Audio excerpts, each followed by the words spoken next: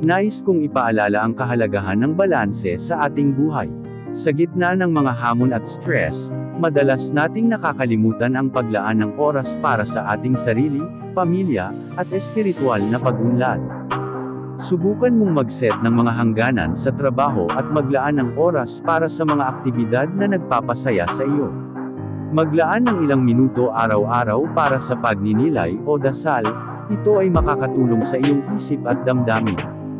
Isama ang mga mahal sa buhay sa iyong mga gawain, ang koneksyon at suporta mula sa kanila ay mahalaga. Tandaan, ang balanse ay hindi isang destinasyon kundi isang patuloy na proseso. Habang patuloy tayong naglalakbay, maging maingat sa mga desisyon at prioridad na ating pinipili. Sa ganitong paraan, makakamit natin ang mas makabuluhang at masaya na buhay.